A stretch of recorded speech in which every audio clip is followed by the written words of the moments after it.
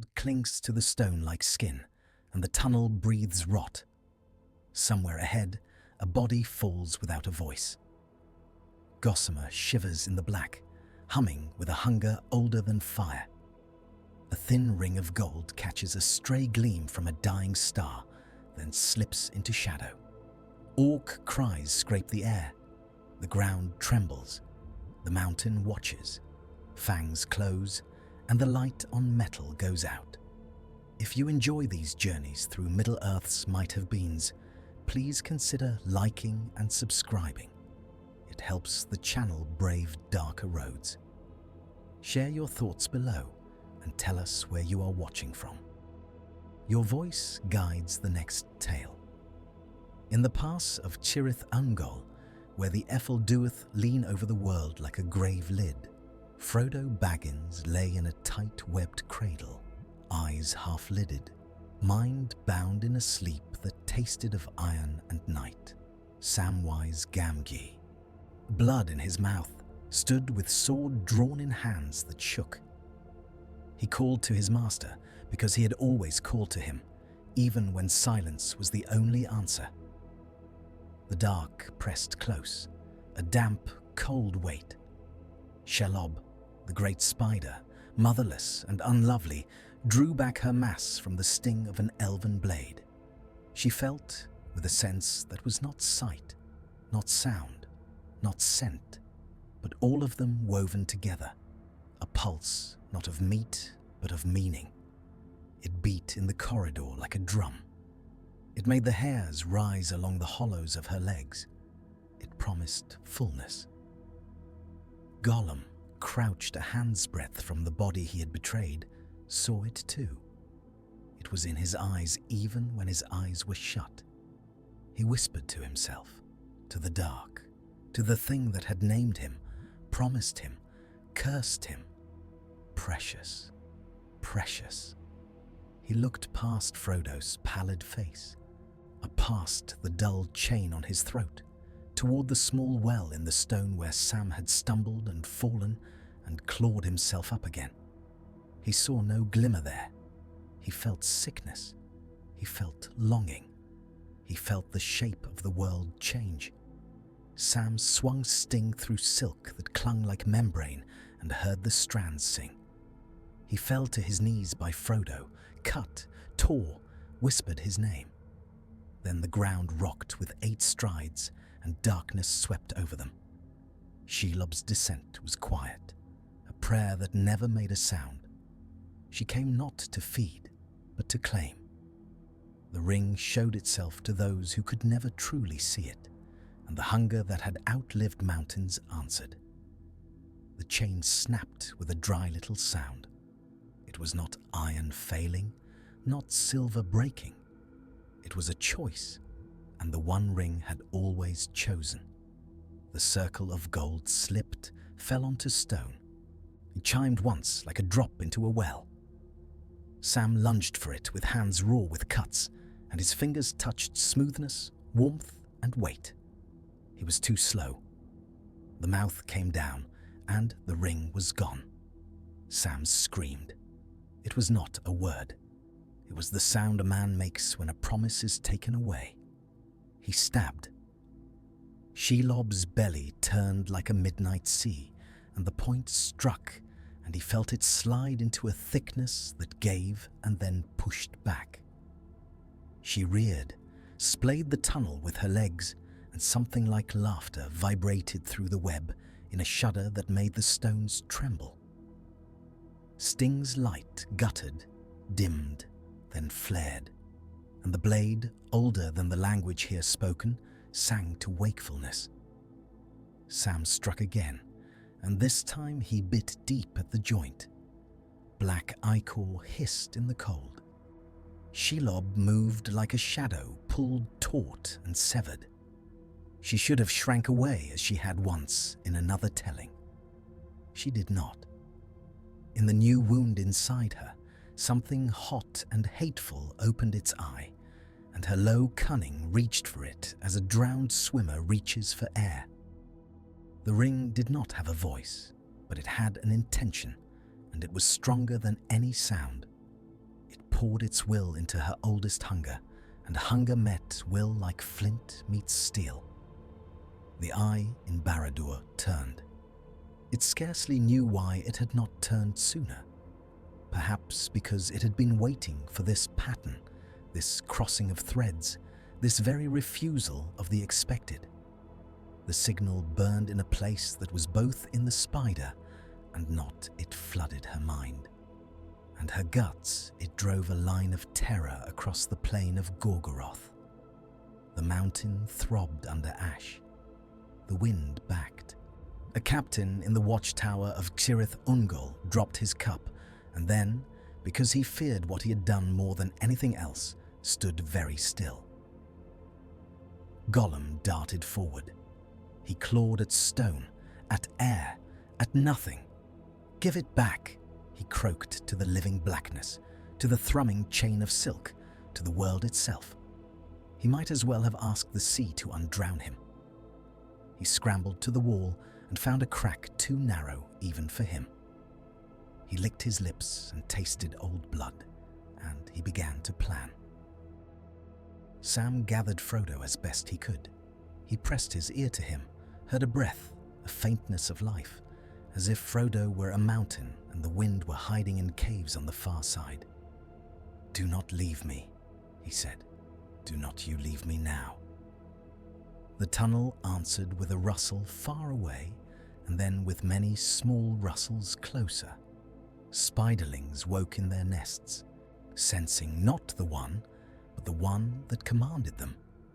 Shelob turned and left the halflings, for hunger was nothing now beside possession. On the border of Ithilien, Faramir, son of Denethor, stood beneath a canopy of young leaves and watched the east. He smelled smoke from rank fires, felt the ground under his boots, dry and cracked and tasting of old salt. He had dreamed of waves on white shores and the sound of a voice beyond speech. He had seen in another man's face a courage he feared he did not own. Now, on this morning, the eastern sky bruised darker at noon, and he thought it would rain ash.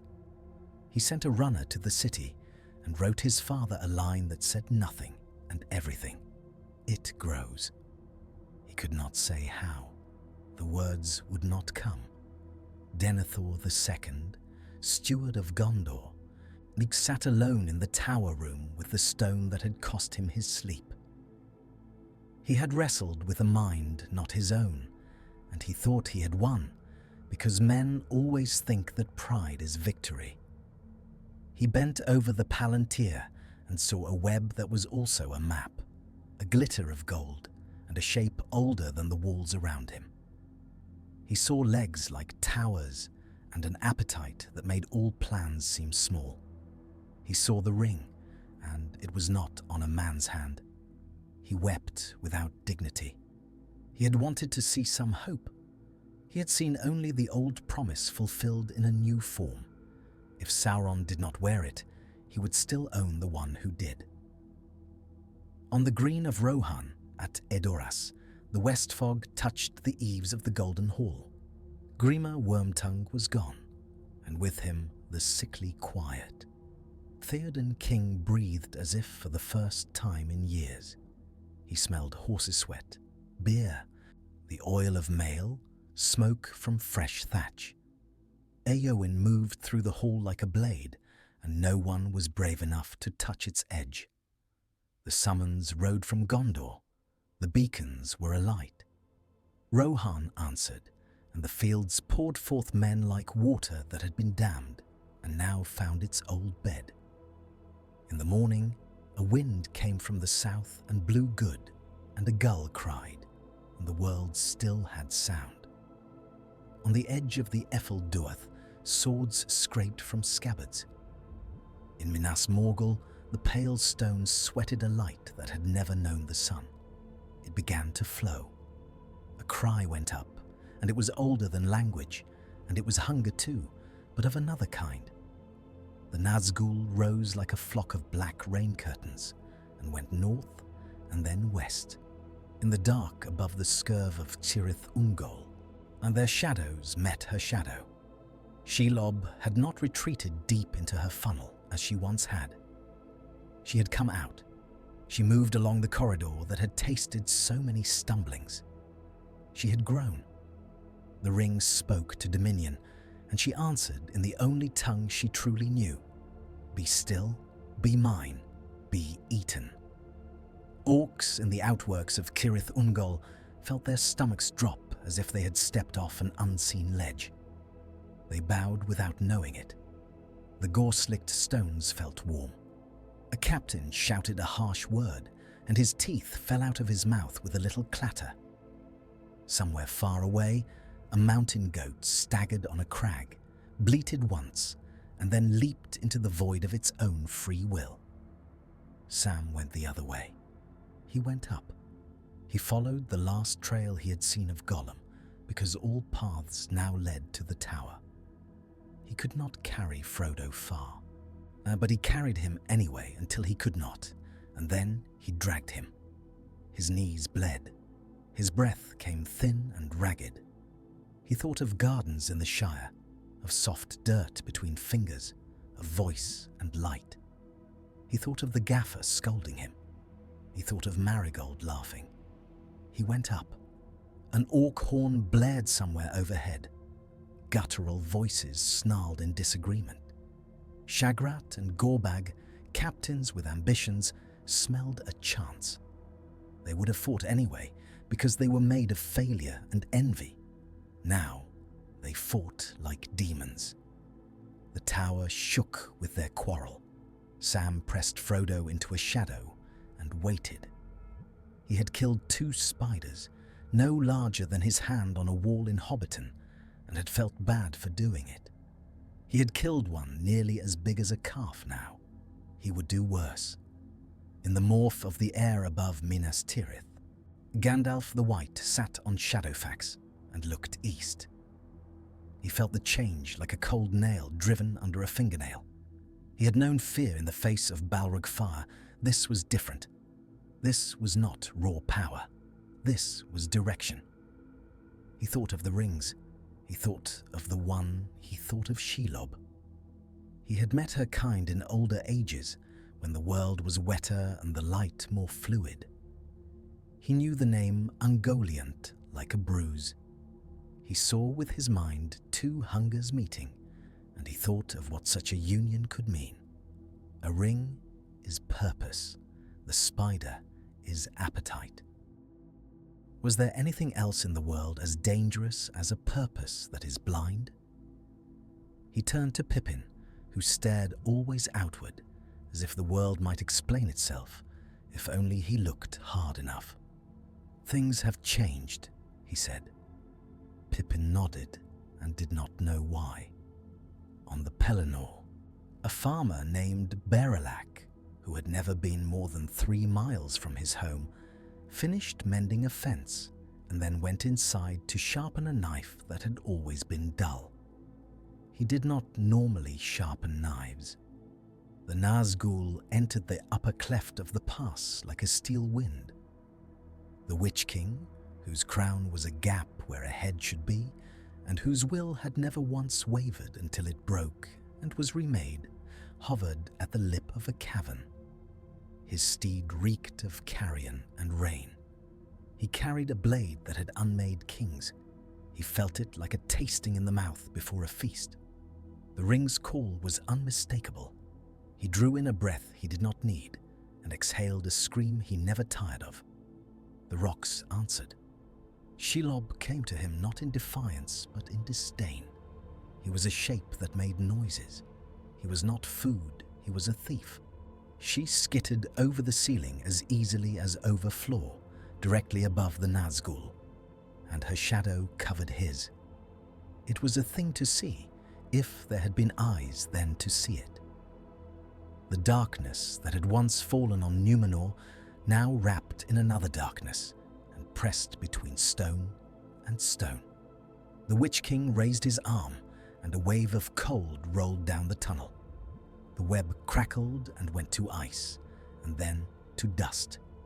Shelob dropped, striking like a fallen star, and her forelegs conspired to cooperate with gravity. She struck the steed and crushed it, and it screamed like all the places in the world where a stab of brine meets a wound. The Witch King rose, weightless, and the spider kissed where his face would have been and found nothing to hold. He made a gesture, and spear points of black light opened in the air. They went into her eyes, and she reared and skittered back. She did not know grief. She did not know loss. She knew the irritation of a bite that could not be chewed. She flung silk, not thread now, but cables thick as a man's arm. The ring taught her the physics of ensnaring not only flesh, but intent. The cords hit the Nazgûl like thrown stones and stuck. He tore them as a man tears cobwebs, but each filament clung a little to nothingness, and nothingness strained. He felt, for the first time since he had given away his life, the pull of drag. In the open halls of the air, he had not expected resistance. He drove more cold at her. Frost feathered the stones, and the breath of 1,000 dead men washed through the passage. She answered with heat, belched from her belly where the ring had lain like a hot coal in winter ash. The tunnel sweated, and a stink like sweet oil and decay filled the air. The first of the other Nazgûl came skimming up the gorge, and their voices called to him, asking and warning like bats' cries. He wheeled, and in the movement there was impatience. That was when Shelob struck the place where his will gathered itself most tightly. She pushed, and she bit, and in another story, a sword had cut something that claimed no man could. Here a spider's poisonous absence tested the claim. The Witch King felt part of his name fade like chalk in rain. He broke free with a wrench that cracked stone. The roof shed dust like dandruff. He retreated. He had never retreated before. He did not look back. He went down to Mordor to ring the bell that would send forth war, because the prize could not be torn from the Queen by assault alone. He would bleed the world until she rose to eat it in the open. Sam and Frodo came to the foot of the tower of Cirith Ungol when the last shriek of that battle died. The gate hung ajar. Inside, dead orcs lay in contorted heaps, killed by one another in greed. The stink of their blood was thick and metallic. Sam wiped his mouth and went on and up. He found nothing he could not overcome, because the worst fight of his life had passed. He found his master in a room with a single slit leading out to the world and 2 orcs still squabbling over mail. He struck down one and then the other. He gave Frodo back his shirt, and he held him as he woke. Frodo opened eyes that remembered only wait. He put a hand to his throat before his memory came. Not there, not mine. It was like waking into the absence of a limb. He cried out without noise. Sam held his shoulders and said his name again and again until it had meaning. He told him what he had seen. He told him the ring was gone. He did not say to whom. He did not need to. The thought entered Frodo like a thorn. "Then what are we doing?" Frodo asked. He sounded like a child who had wandered from his path and found himself in a strange wood. Sam said, "We are going down." Frodo nodded sharply, as if the motion itself could be a decision. They went down, and Gollum watched them. He followed them like a shadow from a rotted stump. He considered the tower. He considered the lair. He considered the mouth that now had to choose between Sauron's call and its own new will. He did not think in these words. He thought in needs. He thought in corners. He went into the last places first. Because he always had. Faramir made his choice in the green gloom of Ithilien, where the air tasted of mint and dust. He sent away most of his men to the fords. He took 12 hard-eyed rangers, men who had learned to move like cats on old beams. He said, "We go on a road where there is no honor in being seen." One of them laughed without sound. Night fell in the east like a heavy blanket in a cold house. In Minas Tirith, Denethor stood on the white parapet and held the rod of the stewards as if it was something heavy. Pippin came to him and knelt and offered his service. Denethor's eyes softened a little then, because he saw in the halfling what his own house had almost forsaken, a simplicity that was not simple-mindedness. He accepted the sword that was not a sword and gave the boy tasks. And he went back to the stone because he could not go back. He saw the armies mustering in Gorgoroth like maggots in a wound. He saw a movement under the mountain, like a spider packing the meat that would feed winter. He saw a spark that was not fire. He saw his own death, and he misunderstood it. In Edoras, Merry Brandybuck stood before Thardan and begged a place among the riders. "You shall ride with me," the king said. Merry knew and did not know what that meant. He felt a weight in his chest he could not name. The Rohirrim moved across the leagues toward the Anduin like a river returning to its sea. The stars were clear above them. They sang. A rider's breath steamed in air that smelled of snow in the high places. The second turning came like a storm over the Pelennor. The host of Mordor poured out, not in cunning wedges and ladders, moving with drumbeat regularity, but like a boil opening. Trolls pounded forward, using iron sledgehammers to make foam of the fields. Southrons, with tattoos like maps on their skin, rode with lances and curved swords. Mumakil moved with their mountain weight, their eyes small and furious. And above it all, the darkness rose, thicker and uglier than it ever had.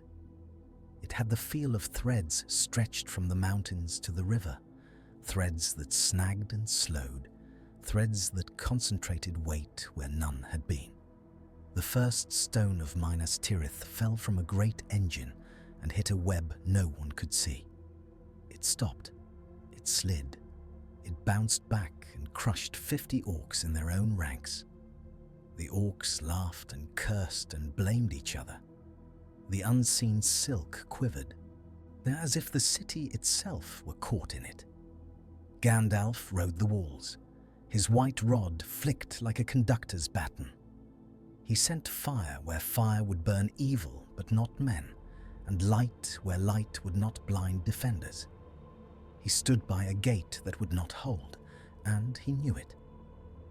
Denethor came with a lightless face and told him of Faramir riding into a tunnel where even names were eaten. "He is my second death," he said, almost gently. Gandalf looked at him and said, "He is your son." Denethor did not answer. He went back to the steward's hall and sat. He was not yet burning. He would find a different end. Sam and Frodo, provisioned only by desperation, met Faramir at twilight in a grove of tall black-branched trees that had long ago been orchards. Fireflies moved among the dead leaves. They had no business being there this late. Faramir looked long at the hobbits and then at the mountain. He said, "What is in there cannot be fought with skill." They went anyway. Men often go. The approach to Shelob's funnel was worse than any memory, because the memory lied. The air was heavier, the light was thinner. The silence was broken more often by small shivers in the web that had nothing to do with breeze. Sam held the phial of Galadriel in his hand and felt its warmth. Frodo's face had changed. The loss of the ring had not lightened him. It had hollowed him in a new way, as if a house had been robbed and left open, wind moving through it, hearth cold. Faramir spoke to him as a captain to a stranger he liked. He asked questions no one could answer. Sam listened to two voices trying not to break. They came into the spider's threshold then, and the first spiderlings boiled out. They were not much bigger than rats, but they moved with a purpose that made men falter. The rangers made a discipline out of killing them. Their knives were quick. Their faces went blank, because blankness protects more than helmets do. A thicker darkness moved, and Shelob came like an uncoiling. She filled the corridor. The elven file burned. Her belly glowed with an inner ember, so slight an eye that did not know could not see it. It leaked a light like hurt. Faramir had learned, in many fights with things that had better teeth than his own, where to drive a spear. He drove his into the joint even as Sam had done. He went to one knee under the weight of her strike.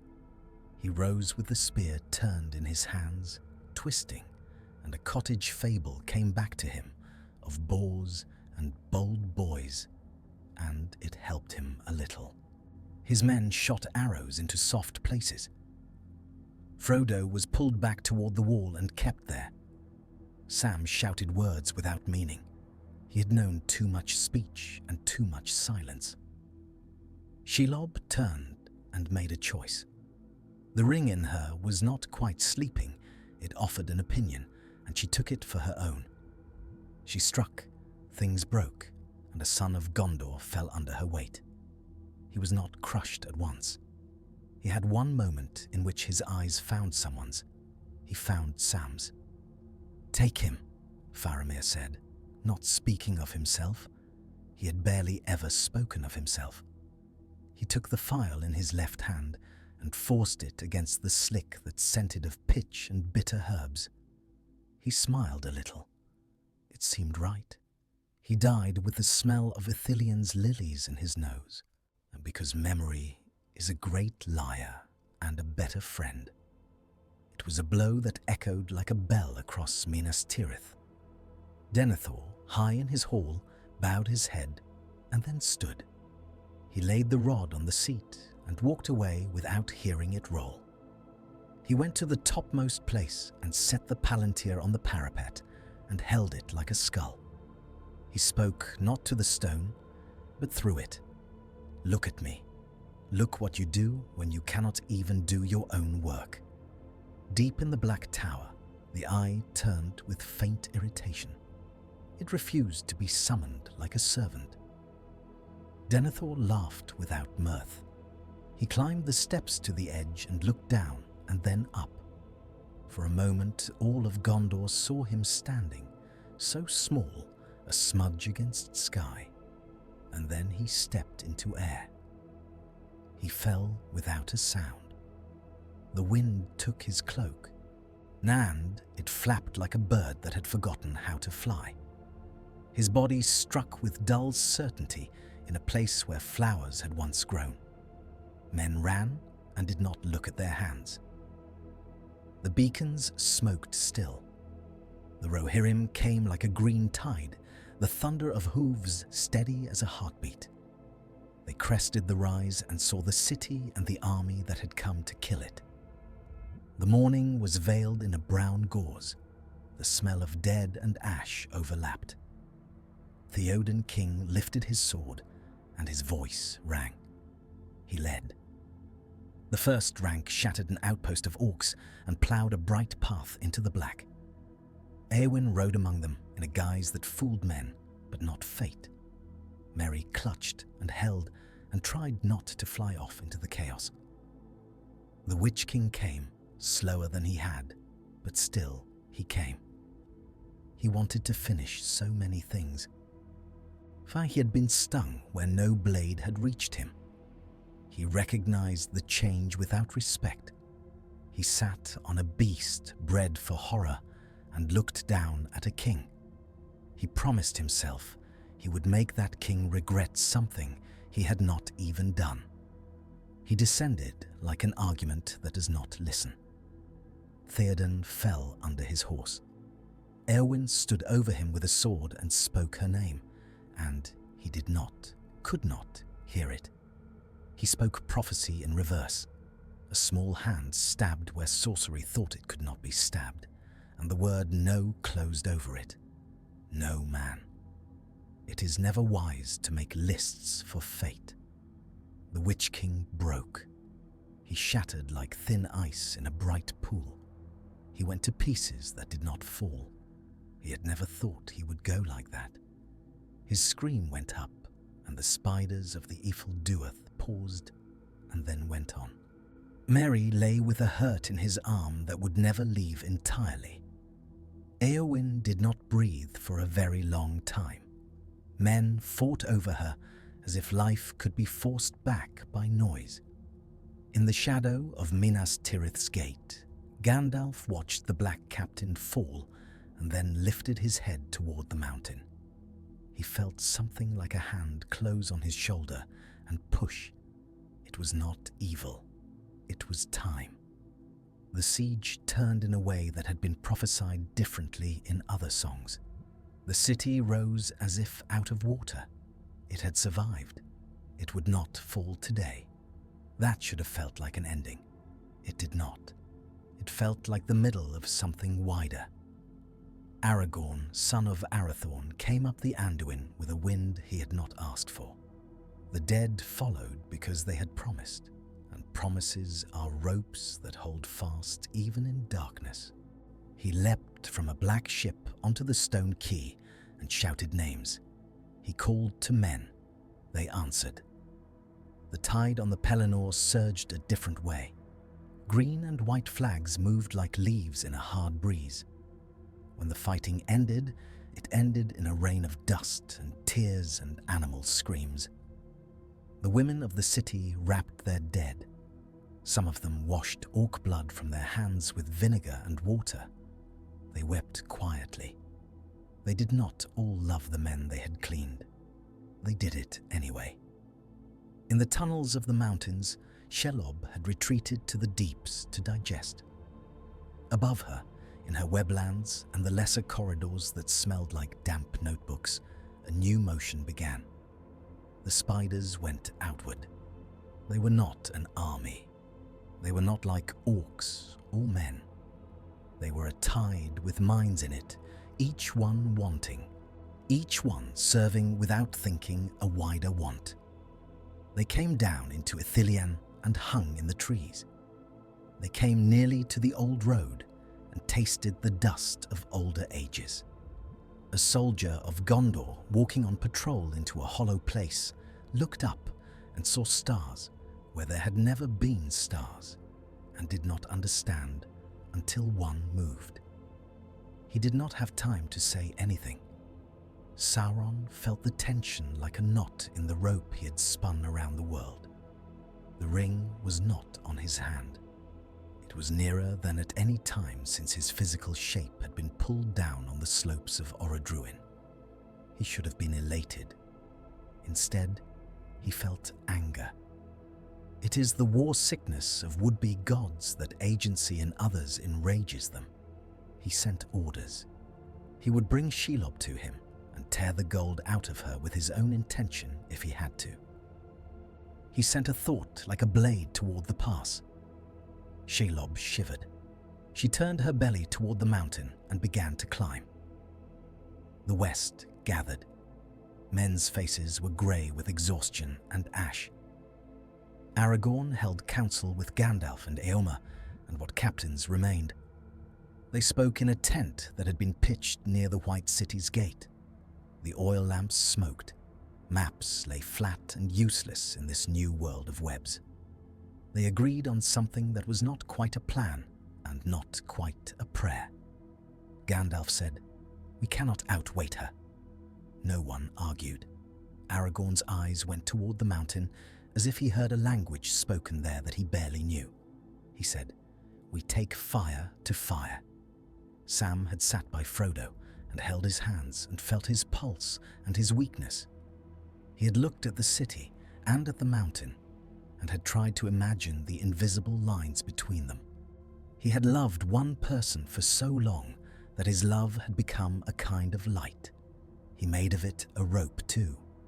He said to Gandalf, "If it must be done, then I will do it."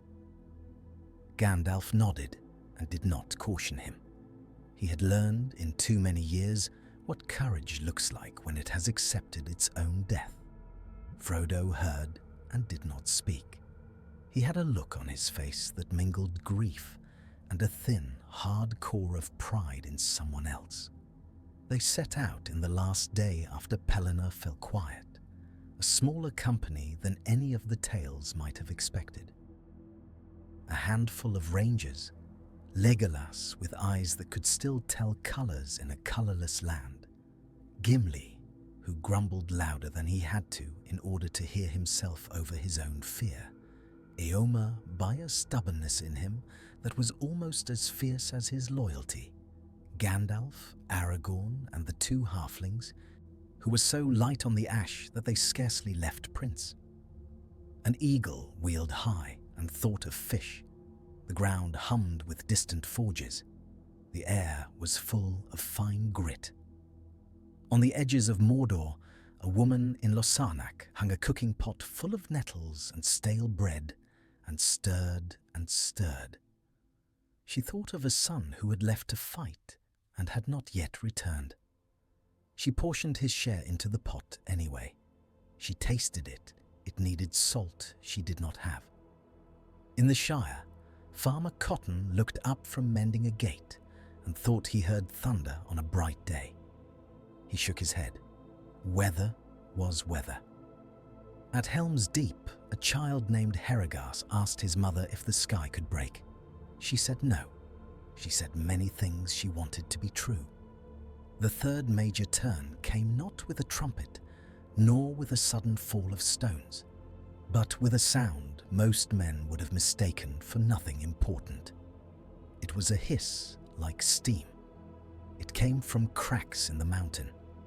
Shelob, drawn by the pull of the ring, and by a mind that had not before had competition, came up into sight of the fire.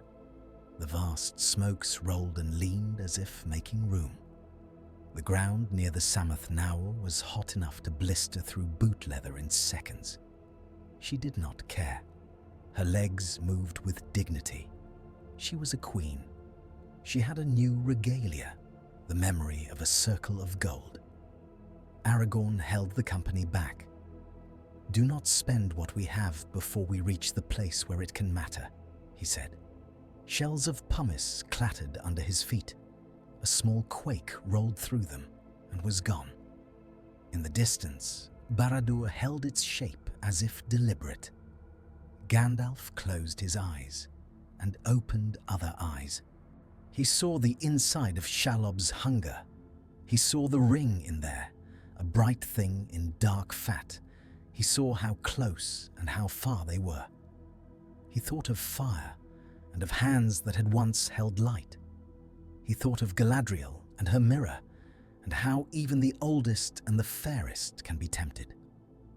He was tempted now, to call, to compel. He did not. The trap they laid had no bait that the spider would have recognized as food. Instead, they set their small company along the only path that would matter if Shelob were drawn upward. They waited. The mountain grumbled. The air pressed. A tiny rain of ash fell and dotted their hair and eyebrows. Legolas took an arrow from his quiver and turned it between his fingers and then put it back. Gimli spat and regretted it. He would have nothing left in his mouth but dust now. It was Gollum who upset the delicate balance. Of course it was. He had crept and survived on things that would have made other creatures die of their disgust. He had followed the men because they did not look down enough. He came up among rocks like a stain. He licked his lips. He saw Shelob and he smiled because he had always loved strong things that would not love him back. He saw Frodo and he hissed because an old anger had calcified into a narrow, gleaming needle that never saw use and never dulled. He could not help himself. He stepped on a stone that shifted. It made a sound like a note in the wrong place in a well-known song. Shelob turned. She saw him and did not see him. She saw only the suggestion of a traitorous guide, the taste of a lost meal. Her heart, as if this cluster of organs could be called that, tightened around something that pulsed promise. She swept a foreleg like a tree falling. Gollum leaped the way he had always leaped out of problems, and for once he did not clear the danger. The limb still hit him. Bones broke. He lay with a kind of astonishment. He had been hurt before. He had not been broken in this way. Sam saw him and moved without thinking. He went to him as if to an old enemy who had come to apologize. "Go," Gollum whispered. The word sounded like it came from a place where such words are not allowed. "Go away." He coughed, and something red came out and dried in the ash instantly.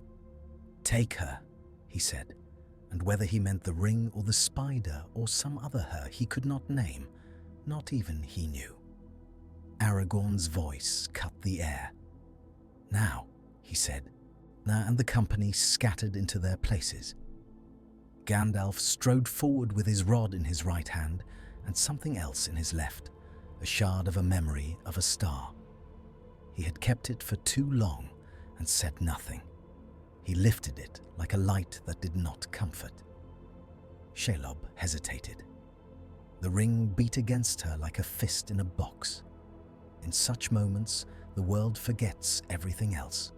Minas Tirith had its dead to bury, its stones to write, its children to hush. Rohan had its wounded and its songs.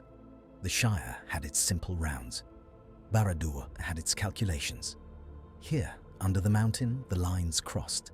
Fire and web, hunger and purpose, light, and a thing that had been made to end light. Gandalf spoke in a language no longer spoken, but still understood. It was the one the two trees had known when they had given light to a world that did not yet remember pain. The sound came out like water over stone and wind through new leaves. Shelob reeled. The ring in her recoiled. It had hated that light, even when it had been a thought in a mind.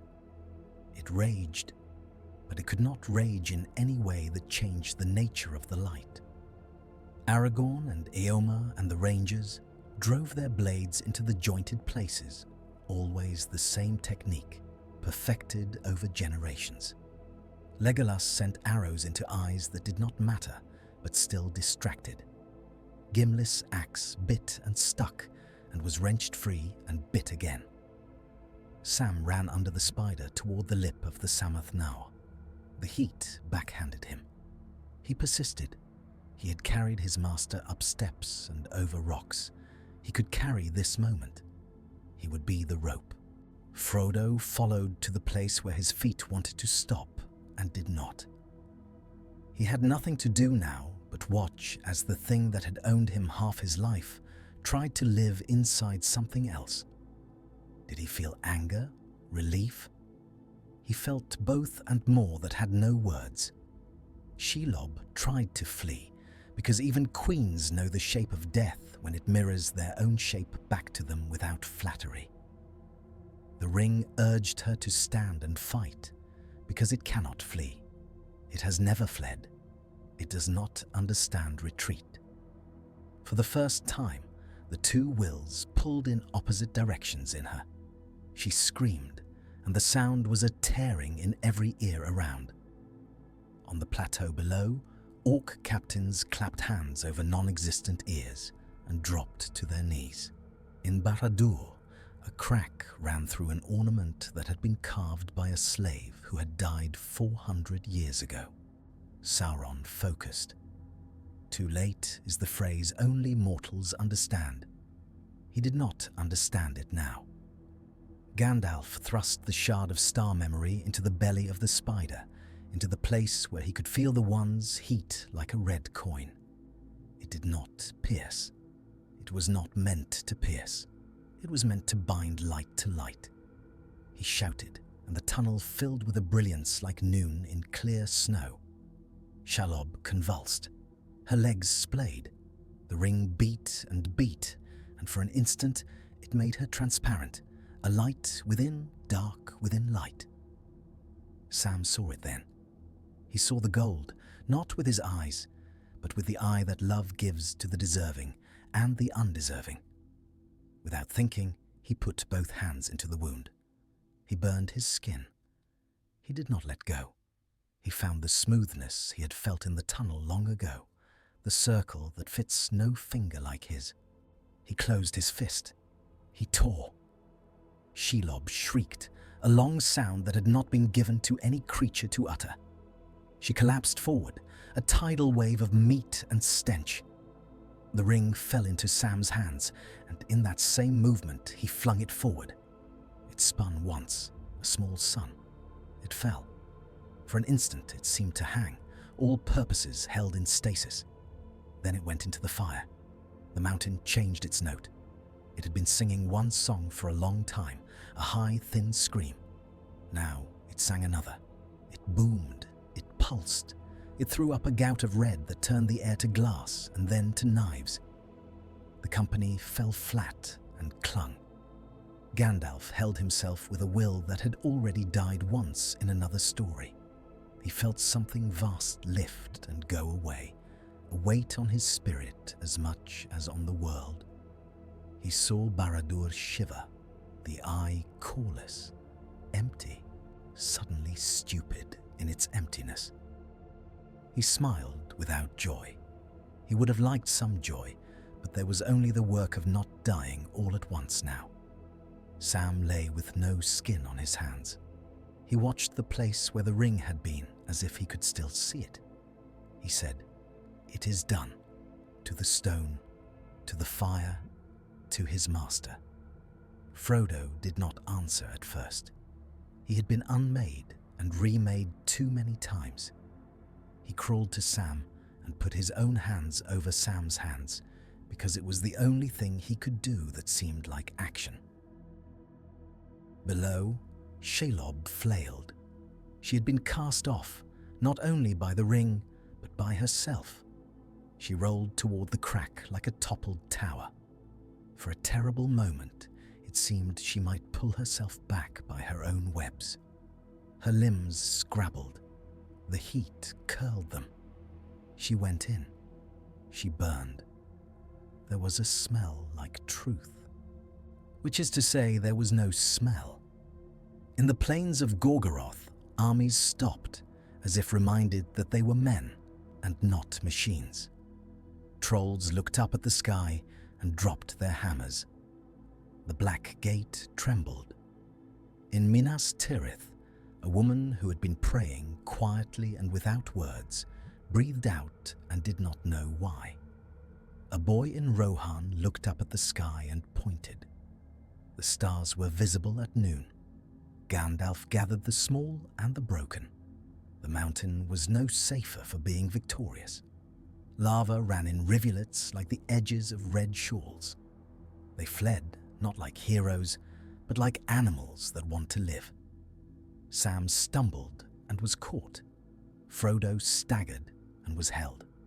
They came to a place where the rock jutted out and the heat lessened. A shadow fell over them and did not threaten. The eagles had come. They made no speeches. They did what eagles do. They make the distance small. In the first peace after storm, when smoke had something like a shape and men could taste their food again without tasting ash, the world felt light. In that relief, people laughed. They laughed too loudly, like men in a tavern who have been promised there will be no bill. They touched each other. They wept. The city's bells were rung by tired hands. Some cracked and made a sweet, wrong sound. Éowyn woke and did not understand her emptiness. Merry sat with her and talked nonsense to keep her in the world. Aragorn walked on the Pelennor and felt the grass. He said names under his breath. He said them for himself, because he did not believe in ghosts, but felt them anyway. He helped set the dead in lines. He took off his cloak and covered a child. He met Faramir, but it was on a bier. He set his hand on the young man's brow and swore a king's oath that he would remember. Denethor was already a memory that men would argue about for generations. Hero or fool, broken by foresight or by pride. Pippin stood beside the body of Faramir and felt the new weight in his own life.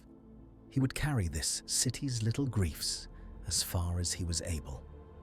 That is how people become necessary to places. Rohan rode home with fewer horses than it had brought. Theoden went to a burial place, misted with grey and named with old words. Eomer became a king, with eyes like a winter sky, fierce, clear, and sad. He smiled more than one would have thought. He had learned when to publicly grieve and when to make a joke to keep men from falling down into their own thoughts. Eowyn walked sometimes in gardens where no one followed, and sometimes among men and women who wanted to touch the hand that had done what prophecy had thought impossible. She did not like being a symbol. She tolerated it for a season, and then hardened into a person again. The Shire recovered without knowing what it had lost. It takes some places longer to learn what they have been spared.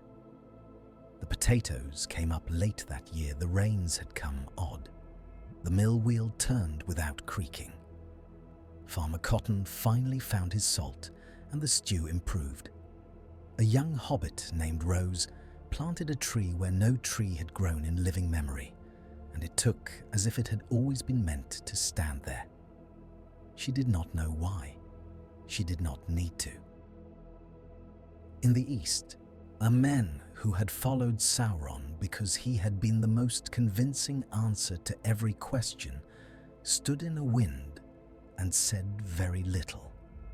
Some of them went home not to be welcomed. Some of them stayed in Mordor and learned that land when it was not a prison.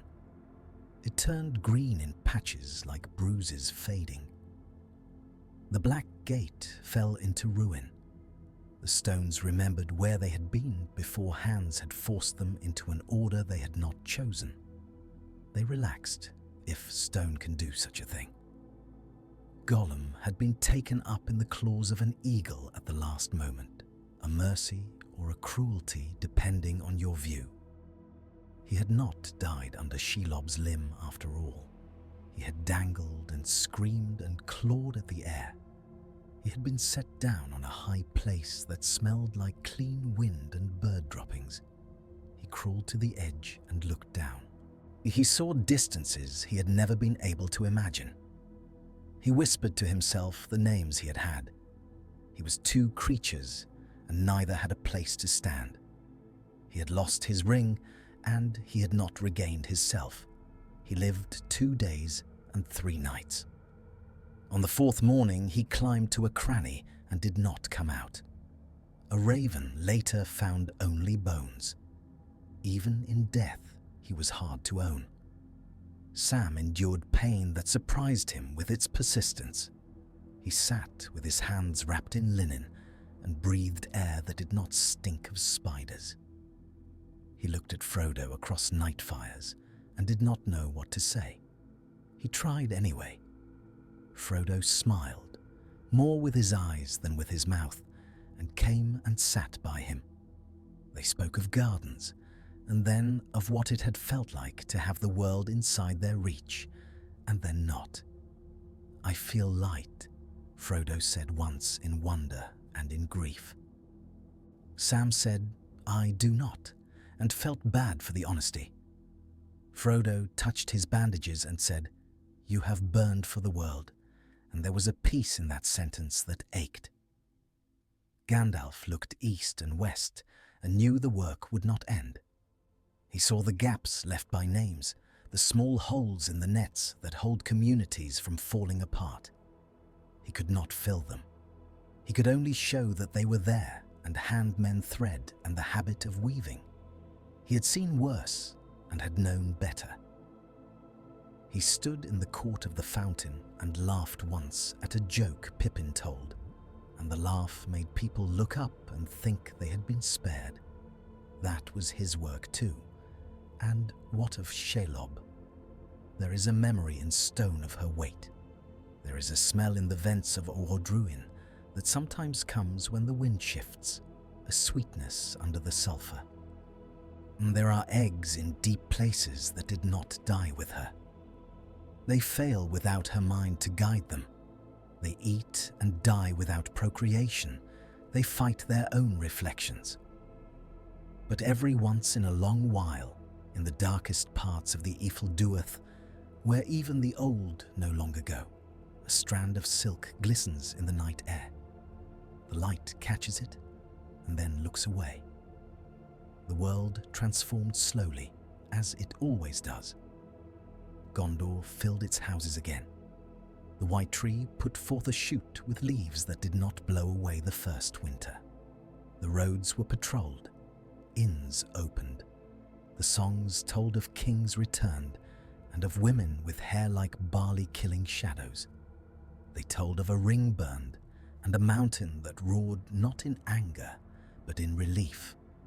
They tried to tell of a halfling who put his hands into fire because he knew where the center was, and of another who lived without the anchor he had loathed. And the songs failed a little because some truths are too small for epics. Aragorn was crowned and took a name that fit him better than any he had ever carried. He married a light from the north and watched his people throw flowers that were too early in their season. He walked the streets. He heard the language of Pelagir and of Lossarnach, of the uplands, of Dol Amroth's salt and deep boat sheds. He learned to love the way a city breathes. He sat sometimes alone and read old laws and newer letters from farmers about taxes on pigs. He laughed at himself for enjoying the letters more. Eowyn married not a crown, but a man who had survived in a world that could have killed joy. Eomer ran races with boys on green fields and did not always win. Legolas planted a grove of trees where there had been none in many lives, and Gimli bargained with masons and kept a tally on a piece of wood only he could read. Merry and Pippin grew older in ways their friends did not expect, and their laughter turned a little warmer and a little more private. Sam went home. He took a wife who had waited with more patience than he deserved, and loved him without asking for a record of what he had seen. He put his burned hands into the rich, dark soil of Hobbiton and felt the hurt and the healing in the same handful. He felt the need to cry sometimes without knowing why. He did not apologize for that. Frodo wrote and then put down the pen and walked. He woke at night sometimes with a weight on his chest, heavy and non-existent. He breathed through it. He would leave in time on a path that took him beyond maps. He would wave and smile and then turn his head away. What had this alternate ending revealed? That the One Ring will always seek a will to ride and a mouth to open. That hunger, when given purpose, will try to climb the world. That the small act of a burned pair of hands can change the end of a story ordained by power. That spiders and kings are in the end made of appetites that fire can answer. That no single victory cleans the air of its older smells. That the world loves to go on even when going on costs more than it feels like anyone can pay. And so in the end, the mountain was quiet. The orphans of war grew up and taught their children different songs. The tides on Anduin continued to turn at the flood and ebb. The Shire's barley was as sweet as ever it had been. In a crease of the Effel Dúth, where no footfalls fell anymore, a single strand of web hung between two teeth of rock.